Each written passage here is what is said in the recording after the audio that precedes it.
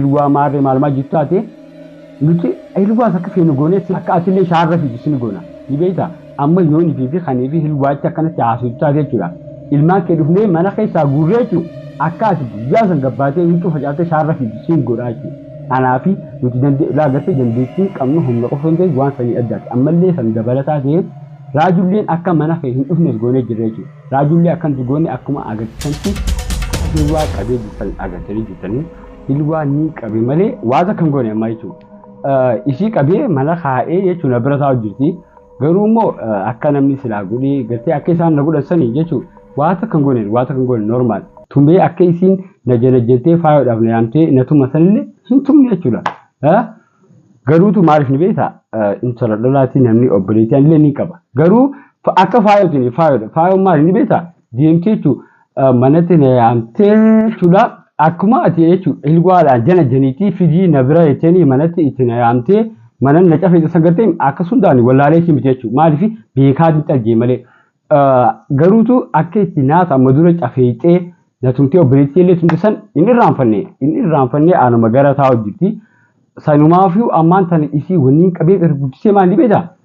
akka ati amma dura nu goote naaf obboleettii san gartee saniif jechaan qabee na bira jirti jechuudha ammoo ilwa raajuttiin fuudhaa maarree minaamin san jechuun keeriin goone jammar keeriin goone ati deemtee honootee ammaan tana miidiyaa irratti ol baatee arraan tana firoon akkatti ilwaa qabee akkana godhu jireettee mataa hidhattee jechuudha akka nama namni irraa dhumeetti mataa hidhattee ol baatee kaniif akkasii bochoo yoo taate maaliif tara duraa gisee mana kee dhufu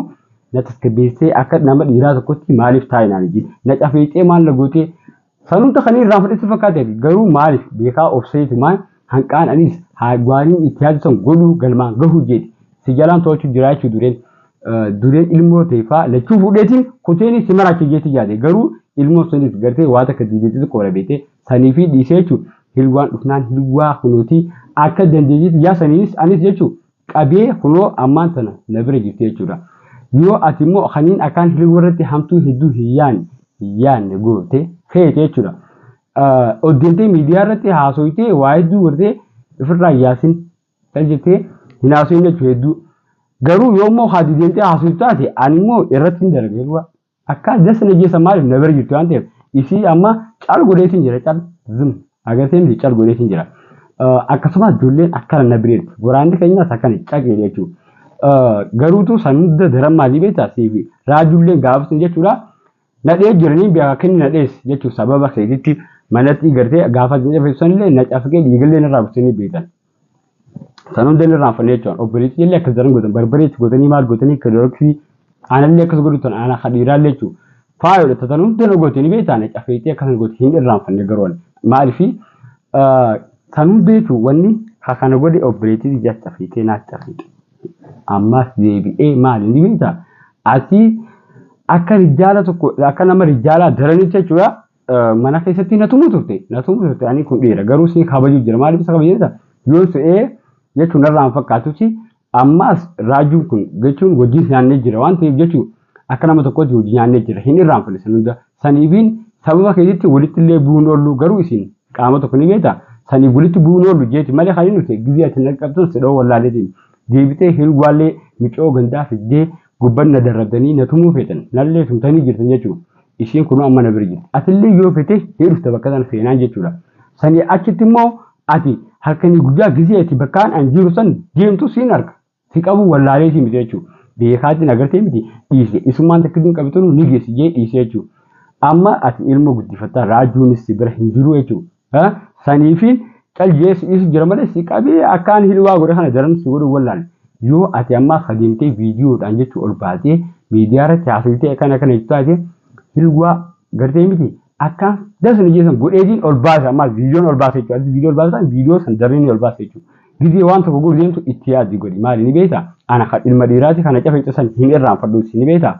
deebitee micoollee kaaraatee nyaadhettee fiddee kaaraatee nyaan kunuuti ammaa tan nu bira jirti kan goota itti fiddee nu bira jirti kaaraatummaa isin qabsan jechuudha nuti dandeettiin teenya kaaraatee isiitiin oli kaaraatee kabadee calguun jechuudha ammallee sandaran atillee siin godhe yoo feetellee garuu hedduu akkanatti ulfaata si godhuudhaaf jechuudha raajuun jechuudha innillee si cinaa dhaabbatee ammaan tana hilwaa wajjin kunooti akka si baasuu feetellee raajuu dureen lottee maa jettee dirqinis fuudhaa duree obboleettisaatti fuudhuu deemtaa sanaa fi maal sanii fi miti karoora sanii keessaan qabu. Akkumaan itti duree si jala ta'odhee ilmoo ta'e si jalaa fuudhuu yaadu jira. Fuudhu jechuun akka ati jechuun waan gocha dura raawwatan ilmoo isheetii irratti raawwadhu isiin ijoollee xixiqqoodha waan taateef jecha dureen akka yaadutti takka asii qabu takka ammoo ijoolluma san gartee takkuma fuudhee irratti yaadu garuu akka ati gartee maraatu si godhuufi ammoo ijoollee bira kuttee tasilaa gartee diriin isii gurguddoo fidde kaaraa sanyaa san qabnee nuti dandeettii teenyaan dhibbira finnee jechuudha. Ammoo garuu maali ni beektaa wanni namatti ulfaatu ati dhalaadha deemtee miidiyaarraa mataa hidhattee maal jechuun faayidaa akkasii hin qabdu akka hilwaa jechuun baatu yoo hafeetu taate jechuudha. Waan nuti siin jenne godhi waan nuti siin jenne maal ni beektaa maallaqa gartee irratti raajuun qabsan dooraala irraa fuudhaati bakkaan akka isin jee deeme kaayii san booda hilwaa si baanu san jechi immoo hin baanu maaliif uleen amma dura nu cafeete san gartee miti haakama nu geessee beektaa gaafa nu cafeete san jechuun nyaataa dhugaatii bishaan osoo nuti hin qabiin uffata illee osoo nurraa jijjiirin nu cafa gosoota jechuudha nu cafeete anaa fi buliisii ija san hunda'u hin irraanfanne maaliif gaafa san gaafa nu cafeete san illee miidhamee jira garuu haakama nu geessee jechuudha nutis ammaan sana maallaqa san daran gartee ni buufta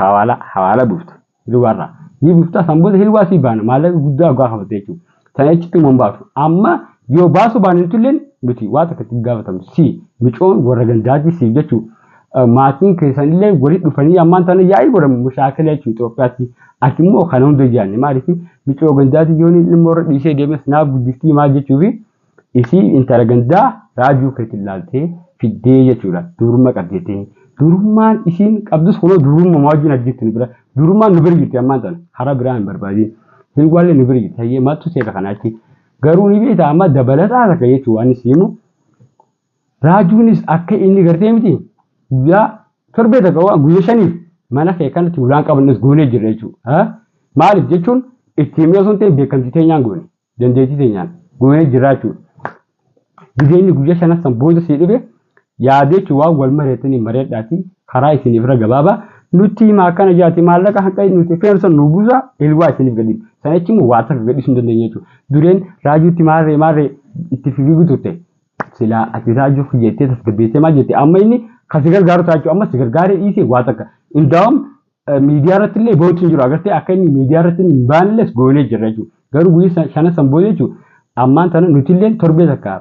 anaaf ilwaan hojii manaa qabnu waan waliin mareennu jechuudha. Ni kaasaa lafaa ni gaafadha hojii mana san gidee fixanne booda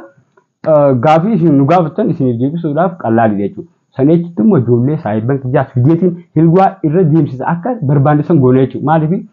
sana hunda ka godhe sii malee nu miti. Akka badii sana hojjennu sii godhu jira jechuudha. Maaliif ni beektaa silaa itti yaaddee hilwaa tana akkuma obboleettii isa yoo taate jaarsa keetti dirqitu inni taafadhe yoo isi ka jaalatte namni tokko agartee fokkottuu fadhee yoo ifiif jaalate ni taateef tanamni bareedduu namni fidee sanirra fokkottuu ifi jaalate taaf jechuudha. Siitu fidee maali isin nama dhabdeeti immoo namaatti qaare immoo maaliif itti fidde qoy maaliif isin imalatti itti fidde indaa'um nutuu ni jirra sana jechuun shabaabni meeqa osoo jiru masaanuu barbaadate micoo gandaatti fidde jechuudha. Amma ati sandaran silaa alaguma biraa laattee mush an obboleettiin tiyya jechuudha. Raajuutti qisaasii miti indaa'um qisaasii miti gartee miti. Ati raajuutti maarreedhaan munaam sanii fi miti ani kaniin obboleettii raajuudhaan fuudhi munaam juufillee jechuudha yeroo sanii waa yaadaan yaadee waan biraati malee sanii fi miti. Itti fuudhuu fi maarreedhaan jechuun osoo ni fi lama godhatu miti afur godhatu akka shari'aan hajjendatti afur fuudhuu yoo fedhe ati nama inni jaalate san ala nama ati jaalattee fiduu fi hin dandeessu jechuudha. Nama onni isaa jaalatteen ala ka onni isaa jaalateen dirqama kanatti fidee fuudhee jechuun hin dandeessu maaliif yoo jettee akkuma fedheteetu nama inni jaalateen ala ka ati jaalatteef namaaf hin ta'u bareedduu fedhe muuraleeni munaalizaa maan ta'an hin ta'u isaaf jechuudha. Yoo inni jaalate qofa tafari haa jaalatu ta'e inni jaalate malee hin ta'u maaliif waan onni inti jaalatteen alatti tanamni si jaalate siif hin ta'u ati faayoodha raajuu ani jechuudha hani ilaala hilwaan hin galtu malee maaliif yoo inni hani jaalate fadhii teessan sii guute jechuudha. Akka nama takkaatti fadhii waan isin barbaadu siifillee godhee isiifillee godhee wajjin jiraachuu inni ka danda'u ta'e ati waan takka gandummaa fi maarree wanti sana galchuu hin jiru jechuudha. Maaliif akka nama tokkoof fadhii teessa sii guutee si wajjin jiraachuudhaaf masaanummaa munaamni osoo ta'in isin lameessan jaalala dhugaa walii qabaatanii wajjin jireenya bareedaa wal taatanii gartee miti. Hojii deemtu yoo ta'e gandummaa fi maarree miti amma duuni fi khaniifechu miidiyaa irra deemtee hilwaa maarree maalmaa jirtu taate nuti hilwaa akka feenu goonee sillee qabnee akka gartee miti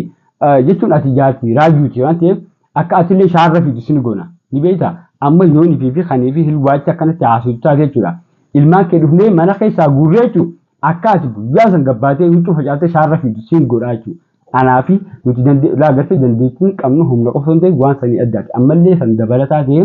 raajulleen akka mana kee hin dhufnes goonee jirra jechuudha. Raajullee akkanatti goone akkuma agarsiisantti agartee jirta. Rabshaa gizee raajuun akkana muna hulaa manarraa ol seene dureen amala isaanii beektamii olaarraa ol seene wanni akkasii lolee fi maajuu maatti fakkaate jibbeensa keetii miti jechuudha. Nutu akka beensanitti waan godhee inni gizee ol seene takka afaan nagaasii hojii dubbatee lola malee jechuudha. Lola san akka inni godhute akka inni lolus nuuf godhee jechuudha dandeettii teenyaan goonee jirra jechuudha. Garuu ati siif hin galtu goonita akka siif hin galtu. UN fi gartee deemtee akka mataa hidhattee nagee akka hawaasni Itoophiyaa keessan sirraan dhumne mataa hidhattee qo'eeti miidiyaarraa maaluma goota mee dalaga rabbi dureenuu akka gartee rijjaara daranitti faaf jettee na tumtee maal jettee loltee mana kiyyaa bahi jaalalatee immoo taraajuutiin mana deemu jiran waan yaadisaa hanqaan bakkaan ga'u jeeti diineetiin jiran jechuudha. Kanarraan dabalataa fitellee ni fida ammas sillee bakka tana ni fida ijoollee isaatiillee ni fida raajus akka goonee jiran garuu atummaa yoo haqanya taate hilwaa isin baafna garuu hilwaa akka baafnu hedhan jechuudha. Maallaqa raajuun qabu san gartee irraa hammaaditi maallaqni raajuu hammaaru ni taate hammaaditi fidi laala gartee bakka nuti kaa isin jenne kaati san booda hirgita yoo teellee maallaqa durumaan asitti hafti mana kanatti hafti isin immoo ni baati yoo akkas fedhan jechuudha. Sani achi immoo hin baatu waliin abadan hin baatu san hin eeggatin bakka duruma qabdi raajuutti fuudhee maaruuta maale hin jirtu san amma dabartee jirtu jechuudha. Ammoo sani achitti maali ni beektaa? Raajuu inni guyyaa shanan kana booda akka inni haasoo si waliin dabarfatu ni goone jechuudha. San booda waliin mari'adhaatii yoo dandeessan mari'adhaatii yaada keessanis dubbadhaa akka feetanii miidiyaa irratti haasoo amaarre ati garuu yoo akka kana jechuutti shaarra huccuu facaatee yoo fiiguu baattee dubbadhaa guyyaa shanan san booda akka inni mana deebi'ee haasoo si hojii dabarfatu ni goone. Osoo raajuun aruuza simataa keetii kanaafuu hin godhini raajuudhaaf aruuza goruu barbaadda barate. Siifuun goonee ati isaa goruu barbaaddaa qoy mee akka numa yaaddaatti hin qabdu waan miidiyaa irra ol baatee maa haasoo itti laagartee haasonni faayidaa hin qabu yoo dandeessi akkuma mana keetii gorchanitti dhuftee hilwaa baasu akkasitti si beekan jechuudha faayidaa ta'uu akkasitti dar sanii achi immoo waa takka gartee haasoon faayidaa takka hin qabdu jechuudha amma yoo siitee maallaqa raajuu san waltaatiif fidi hammaa akkan dura naqa bakka haajanni san akkana kaa duraa lafa keessan san booda hilwaa isinii baasu durumaan immoo ni teessi mana kanatti raajuun durumaan argattee xiqqisha akka illee itti yaadin garuutu kan darbuuniin asii dhaamu gizee nu bira deemsan asii dhabaa deemta laagartee amma fa'a arraaf kalee gizee deemte jechuudha maraattiin dhugumaanu maraattiin jee bakka maraattii jeeti siivillee reeffachuun kaanne maaliif ni kofle yeroo san gizee deemtusan akka maraatti deemu jechuudha tasgabbaayii deemka yoo akka baatu fe'itaati maallaqa qofa rabxaa godii ganaa kanarra gizee deemtu bakka kanaa jira sanii jiraan beektuumi laagartee akka nama tasgabbaa deema akka nama maraattii deemti ganaa maraatu ta'e beekte haala kana ta'a akkasiiti naan achi immoo maal ni beektaa Ati nuyi jaamaa godhuuti miidiyaarraa san dhiifnee bira kunnee jirra. Telefoona silaachiin dawwaltee maa jirtu sanuu gartee akka yoon ibsi dhufe firoo telefoona yoon osoo salaattaa hin jenne hoo telefoona jettee nakkan sumaan godha. Akka gartee yoo maallaqa feetu akkana deemtu sanis nafti dijee akka ati nafti dunumaan godha. Garuu beekaati osumaan beekuuti cal jechuu jira jechuudha. Osoo beekni hubaa jette saree saniif yoommoo kun siif qubsaan ta'in jechi kabiraa walitti deebina viidiyoo biraa hilwaa akkas dasna jiru godhee video से अल्पाजी से कर सकते हो चल जच्ची बात ताकत ही थी और तब कम्युनिटी तो कहीं ना जान तुरंत वीडियो बना सकते